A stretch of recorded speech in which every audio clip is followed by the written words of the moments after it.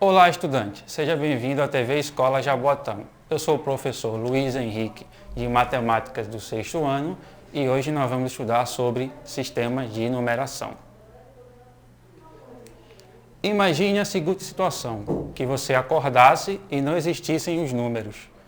Como é que você faria para realizar tarefas simples do seu cotidiano? Por exemplo, ir na padaria comprar pão, ir no supermercado comprar leite. Como faria isso? Como pagaria sem ter de números, sem saber de números? Bem, esse problema surgiu há muito tempo, não é de agora. Vamos imaginar a seguinte situação. Imagine que um pastor de ovelha precisa retirar as suas ovelhas para pastar pela manhã e, obviamente, precisa colocá-las de volta à noite. Como é que ele faria para contar, para saber se nenhuma ovelha se perdeu no meio do caminho entre a manhã e a noite? Para resolver esse problema, veja a situação, veja como o pastor resolveria. Para cada ovelha que saísse dentro do cercado, ele colocaria uma pedra dentro de um saquinho. À noite, para cada ovelha que voltasse para o cercado, ele retiraria uma pedra do saquinho. Se não sobrasse nenhuma pedra do saquinho, significaria que nenhuma ovelha se perdeu pelo caminho. Assim que ele resolveria esse problema. Mas veja que é uma resolução pouco complicada, usando pedras ou outros símbolos. Pensando nisso, muitas civilizações desenvolveram o que chamamos de sistemas de numeração. Mas afinal, o que é um sistema de numeração?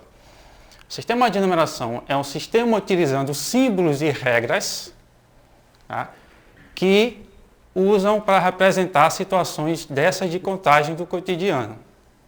Várias civilizações ao longo da história tiveram o seu sistema de numeração. Nós vamos conhecer alguns sistemas mais importantes aqui que nós vimos e que desses sistemas nós aprendemos muito o que temos hoje, né? Começamos pelo sistema de numeração babilônico. O sistema de numeração babilônico, como mostra aqui a tabela, ele utilizava dois símbolos. O cravo, representado por este símbolo aqui, e a asna, representada por este símbolo deitado aqui, para representar os números. Vejamos como funcionava o sistema de numeração babilônico. Vamos escrever o número 136 no sistema de numeração babilônico. Como nós vimos anteriormente, cada cravo representava 1 e eles iam de 1 até o 59 com esses símbolos aqui utilizando no algarismo. Na hora de representar o símbolo, como é que a gente faria? Bem, temos o 136, que seria 120 mais o 16. Como 120? Cada um desse cravo aqui, como ele tem essa separação indicaria que cada um desses cravos aqui representa 60. Esse símbolo aqui, como nós vimos anteriormente, é a representação do 16. Portanto, representaríamos 60 e 60, no total 120, e o 16, totalizando os 136.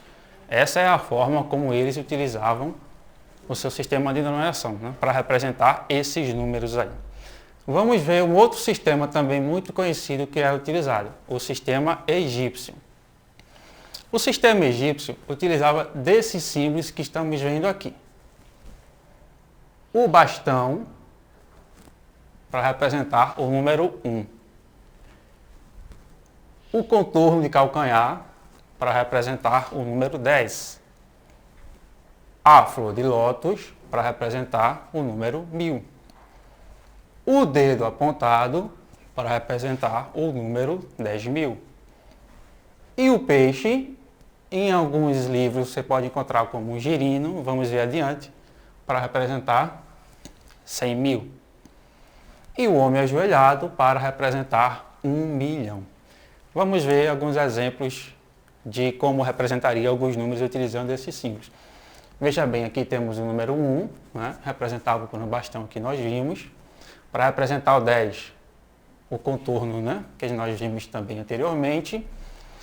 Vamos imaginar que a gente represente o número 200. Então, como vimos anteriormente que a corda, né, o rolo de corda valia 100, para representar 200, utilizaríamos 2 rolos de corda.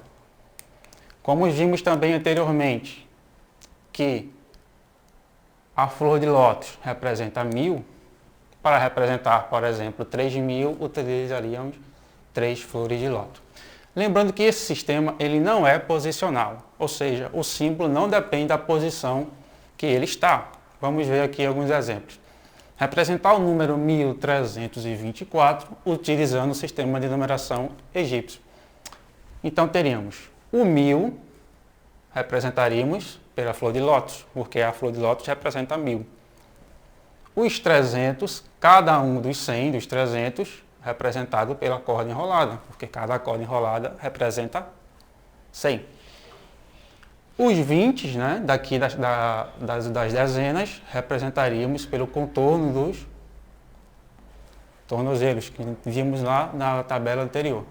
E cada um dos 4 unidades representaríamos por um bastão. Dessa forma, com essa simbologia aqui, era utilizada para representar o número 1324. Vejamos mais alguns exemplos. E aqui, relembrando a nossa tabelinha que nós vimos lá, tá? Vejamos o exemplo A. O exemplo A traz uma corda enrolada, um dedo apontado e 2 bastões, certo? Olhando pela tabela, vimos que a corda enrolada representa 100, o dedo apontando representa 10.000 e os 2 bastões, cada um representa 1, no caso 2. Então teríamos 10.102. Ou seja, não depende da posição que o número está, em que o símbolo está, apenas do seu valor segundo a tabela. Para o segundo exemplo, temos 2 contornos de calcanhar, 2 flores de lótus e 4 bastões. Olhando pela tabela, nós vimos que cada flor de lótus representa 1000, portanto temos 2000. Cada contorno de calcanhar representa 10, portanto temos 20. E cada bastão representa 1, portanto temos 4. Na somatória total teríamos 2024 representados nesse sistema aí, ok?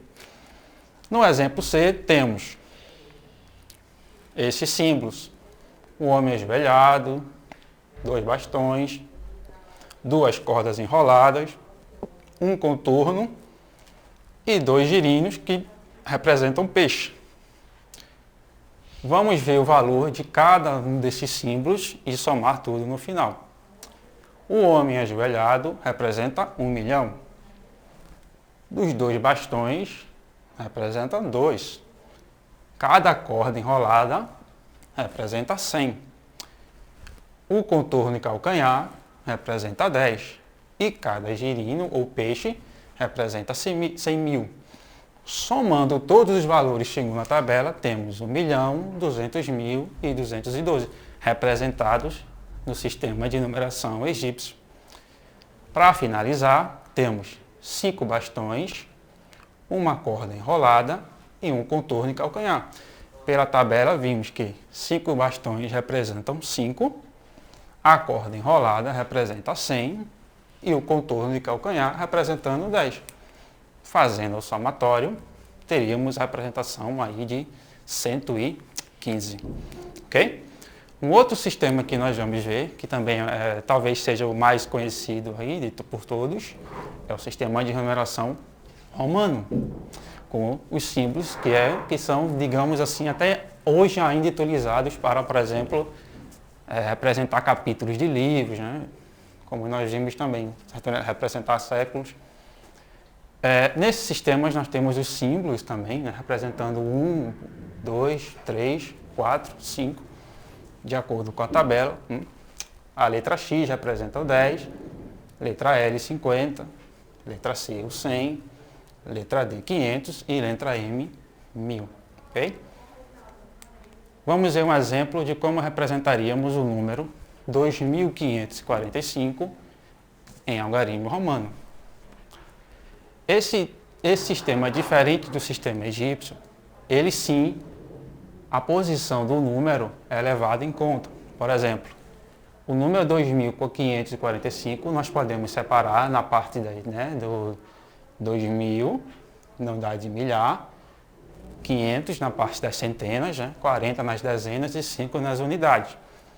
Como vimos que M representa 1000, então utilizaríamos 2M para representar 2000. Como a letra D representa 500, utilizaríamos o 500 na letra D. O 40 é 50, que é a letra L, com o X anterior, que representa essa subtração, e o 40. E o 5, representado pela letra V. Portanto, essa seria a representação do número romano, em numeração romana, do número 2545. Como um desafio para nosso próximo encontro, vejamos como escreveríamos esse número que está aqui. Que número nosso, o número nosso cotidiano em representação decimal, seria o número certo para representar essa simbologia que está aqui. No nosso próximo encontro, vamos responder a esse desafio. Um abraço e até o nosso próximo encontro.